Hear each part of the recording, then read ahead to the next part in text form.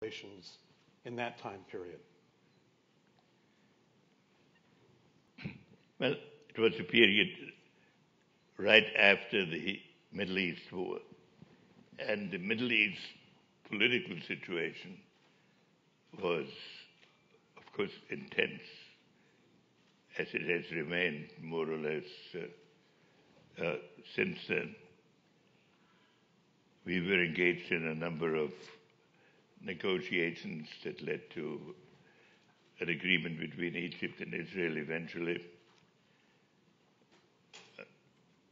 Vietnam was just ending.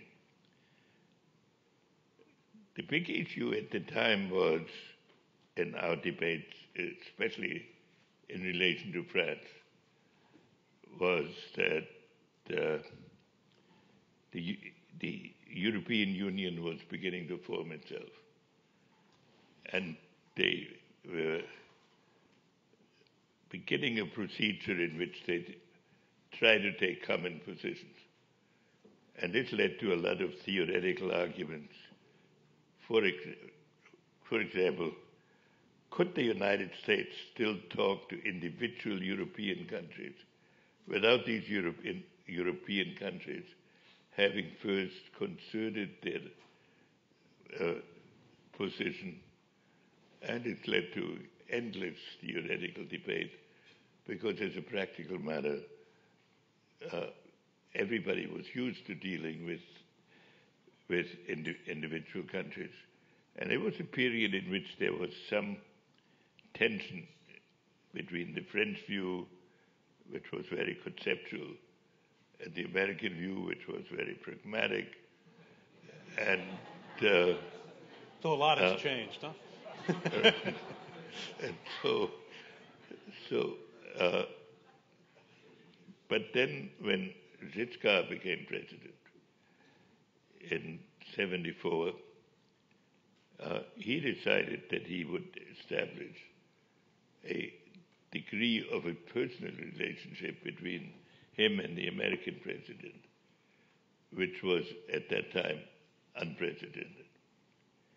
And so France became a very crucial partner, especially when we began dealing with African problems, because France had so much more experience, and because there was a group of Francophone countries.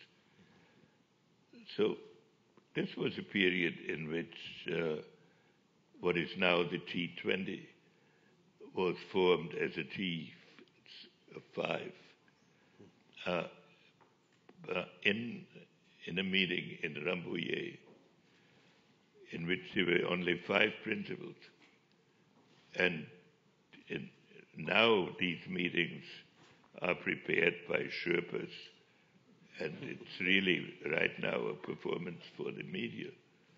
But there was some really intense actual discussions, and the notions of an Atlantic framework was given some practical meaning.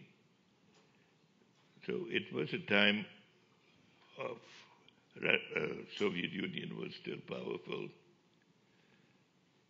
So that I look back to with enormous satisfaction. And so it was natural that on one of the visits of President Giscard to